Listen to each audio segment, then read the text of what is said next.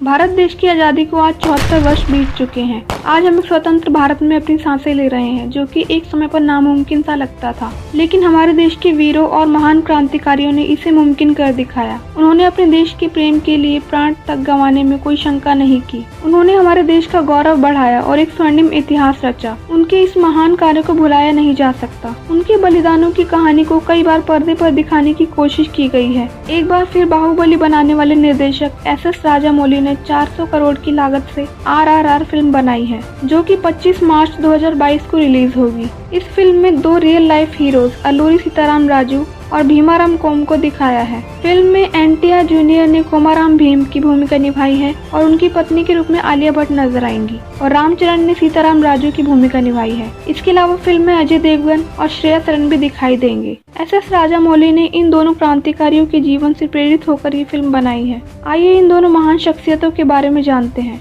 अल्लूरी सीताराम राजू का जन्म 1857 में विशाखापट्टनम में हुआ था। उन्हें सांसारिक सुख से खास लगाव नहीं रहा, इसलिए उन्होंने साधु बनने का फैसला लिया। वे महात्मा गांधी के विचारों से प्रभावित थे। उन्होंने कम उम्र में ही मुंबई, वडोदरा, बनारस, ऋषिकेश की यात्रा कर ली थी। उन्होंने सन 1920 में आदिवासियों को समझाया कि वे शराब छोड़ दें और अपनी समस्याओं को पंचायत में हल करें। उस समय हो रहे अंग्रेजों के जुल्मों का अल्लूरी सीताराम राजू पर गहरा असर हुआ। उन्होंने कुछ समय बाद गांधी जी के अहिंसा के विचारों को त्याग कर अंग्रेजों के विरुद्ध संग्राम छेड़ दिया और अपना तीर कमान लेकर अंग्रेजों का सफाया करने निकल पड़े। उनके इस सफर में उन्होंने अंग्रेजों द्वारा दी गई यातनाओं को हंसते हंसते सहा, लेकिन उनकी दमनकारी नीतियों के आगे कभी नहीं झुके। उन्हें सन 1924 में अंग्रेजी सैनिकों ने पेड़ पर बांधकर उन पर गोलियों की बौछार की और उन जैसे महान क्रांतिकारी हमें अलविदा कह गए। भले ही आज वे हमारे बीच नहीं है, लेकिन उनके संघर्ष और कुर्बानियों से हमें प्रेरणा लेनी चाहिए। इसी तरह फिल्म में दिखाए गए दूसरे महान क्रांतिकारी कोमाराम भीम है। उनका जन्म सन 1901 में संकेपल्ली, आदिलाबाद में हुआ था। कोमाराम भीम गोंड समाज से थे। उनके जीवन का मकसद भारत माता को गुलामी की जंजीरों से आजाद कराना था। कोमाराम भीम ने हैदराबाद को आजाद कराने के लिए आसफ जाही राजवंश के खिलाफ विद्रोह की आग लगाई और लंबे समय तक संघर्ष किया।